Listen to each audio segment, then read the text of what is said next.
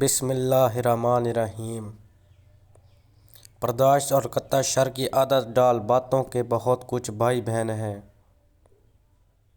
بڑی عمر والے مسلمانوں کی عزت کرو اور چھوٹوں پر شفقت کرو۔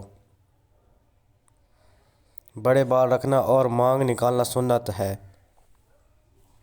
بس اللہ عز و جل کا تھام لو اور بجز اس کے کسی چیز میں بھی مشغول نہ ہو۔ بسم اللہ ایسا کلمہ ہے جس سے زبان لذت آگے ہو جاتی ہے، اور ایسا کلمہ ہے جس کی موجودگی میں غم باقی نہیں رہتا۔ بسم اللہ پڑھ، اللہ کی طرف سے گناہ کی معافی پائے گا۔ بعض لوگوں کی پوری حساب نہیں ہوگی، ان کا معاملہ اللہ کے سپرد ہوگا، وہ چاہے گا جنت میں بھیج دے گا یا دوزخ میں بھیج دے گا۔ بغیر بسم اللہ جمع کرنے کی صورت میں مرد کی شرمگاہ سے شیطان لپٹ جاتا ہے، اور اس میں مرد کی طرح وہ شیطان بھی جمع کرتا ہے۔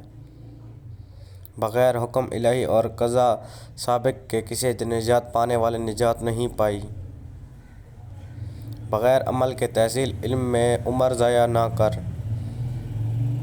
بلند ہمتی کے ساتھ راہ طریقت پر چلو، اپنے مقصود اس کے دروازے پر ہو اور اس کے آستانہ قریب پر پہنچ کر کھاؤ۔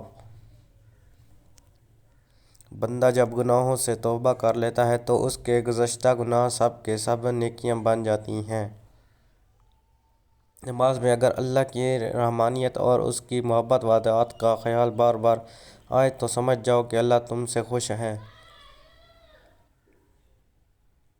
بندہ مومن فرائض ادا کر کے حق تعالیٰ کا قرب حاصل کرتا ہے اور نوافل کے ذریعے اس کا محبوب بن جاتا ہے۔ اگر آپ کو ویڈیو اچھی لگے تو ویڈیو کو لائک کرو۔